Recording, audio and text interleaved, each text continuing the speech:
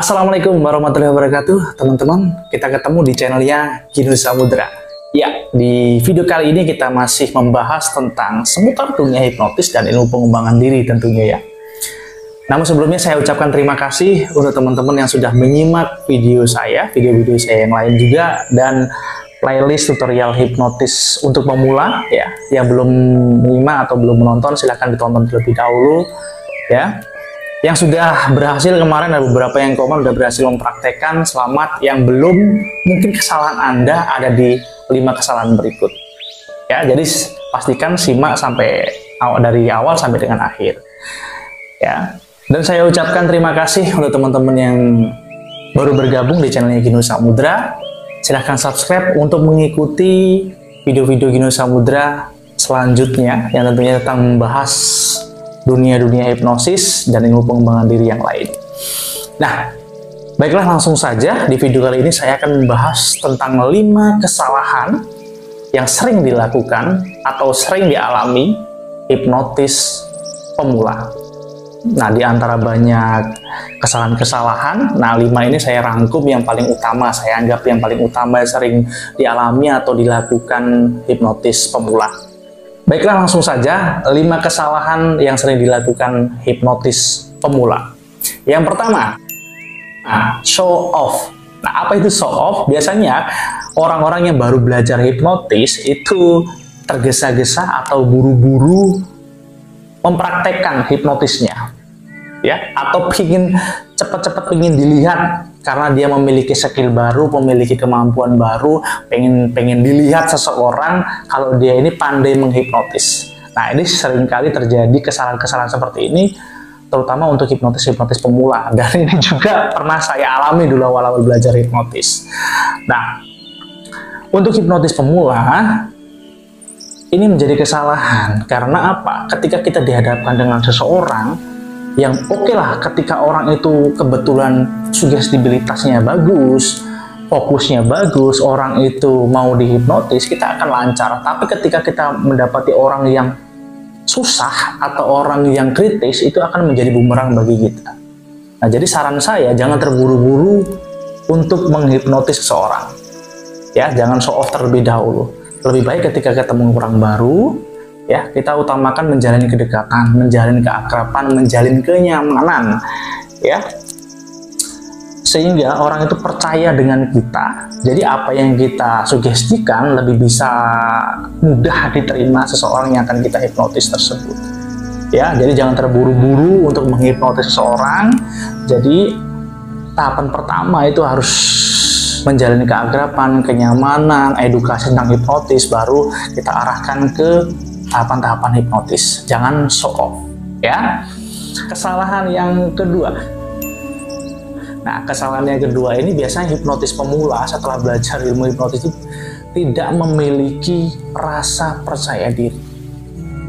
Nah, ketika teman-teman yang sudah belajar ilmu hipnotis dan tidak memiliki rasa percaya diri untuk praktek, ya selamanya Anda tidak akan pernah bisa menghipnotis. Ya, karena hipnotis ini seni komunikasi, seni menyampaikan saran gitu ya, seni menyampaikan sugesti. Jadi ketika kalian tidak pede, bagaimana kalian akan bisa menghipnotis seseorang? Sedangkan dengan diri Anda sendiri Anda tidak pede gitu. Bagaimana Anda akan mempengaruhi seseorang, memberi saran seseorang ketika Anda belum beres dengan diri Anda sendiri gitu ya. Karena ketika kita tidak pede, teman-teman, raut wajah kita, gestur tubuh kita itu akan terbaca oleh lawan bicara kita ya.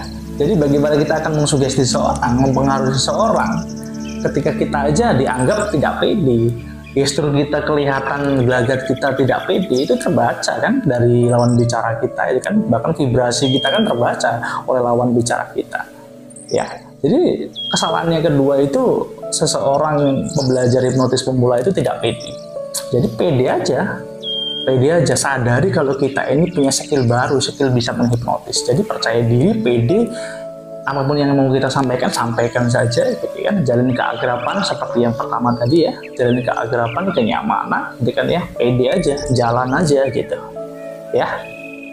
Oke, itu kesalahan yang kedua, tidak pede. Dan kita lanjut kesalahan yang nomor 3. salah memilih subjek atau target yang akan kita hipnotis. Nah, ini ada kaitannya dengan kesalahan yang pertama, ya, show off. Biasanya orang yang show off, yang buru-buru dilihat bisa menghipnotis, ini seringkali menemukan kesalahan memilih subjek atau target hipnotis. Untuk teman-teman yang masih pemula, ya, masih belajar dasar-dasar hipnotis, yang masih belajar tentang dari preindaksi sampai dengan terminasi, ketika kalian dihadapkan atau ditemukan dengan seseorang yang kebetulan sugestibilitasnya tinggi, daya patuhnya tinggi, orang itu mau dihipnotis, mungkin hipnotis Anda akan berhasil.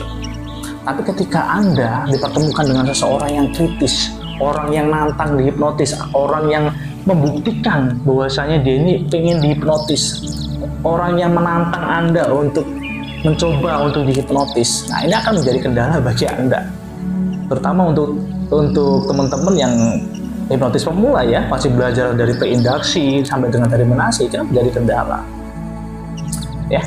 Jadi pastikan teman-teman untuk yang pembelajar hipnotis pemula memilih subjek itu yang pertama yang mau dihipnotis. Jangan kalau misalnya dia menolak atau tidak mau dihipnotis atau takut dihipnotis, itu kalian paksa, tidak akan pernah bisa. Ya, jadi yang sukarela, yang mau dihipnotis, yang mau diajak praktek hipnotis, baru kalian coba untuk praktek hipnotis. Kalau misalnya dia menolak atau bahkan takut, lebih baik ditinggalkan. Ya, untuk hipnotis pemula ini seringkali menjadi kesalahan, memaksakan subjek untuk ikut praktek hipnotis. Ini kesalahan besar, ya. Kita lanjut kesalahan yang keempat. Kesalahan keempat adalah salah memilih trainer atau salah memilih mentor. Nah, seringkali teman-teman, karena banyak sekali di media sosial yang membuka pelatihan tentang ilmu hipnotis, ya, menawarkan pembelajaran ilmu hipnotis, dan semua baik karena niatnya juga baik, ingin mengajarkan pengetahuan baru untuk teman-teman siapapun yang mau belajar hipnotis. Tapi ada beberapa oknum yang mengaku trainer, bahkan ketika sudah ikut kelasnya, setelah diberikan materi, mereka ya sudah cukup sampai situ dan meninggalkannya gitu.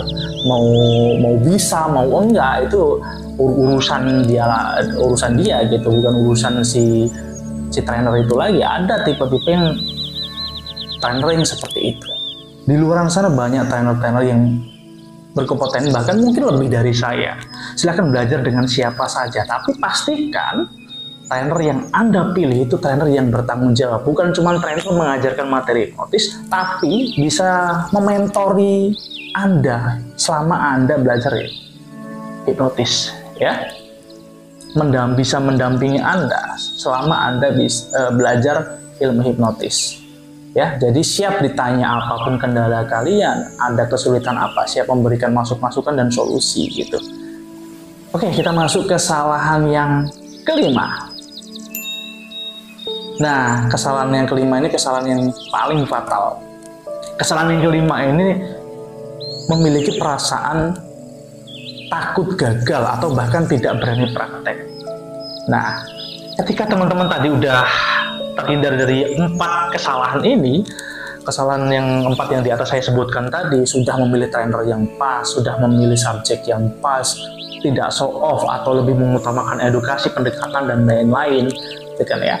Tapi kalian tidak mau praktek, bahkan takut gagal. Itu ada beberapa orang yang sudah ikut kelas workshop, sudah tahu ilmunya, sudah diberikan cara-caranya, tapi masih aja takut gagal, bahkan tidak mau praktek. Ya, selamanya Anda tidak akan pernah bisa menghipnotis seseorang.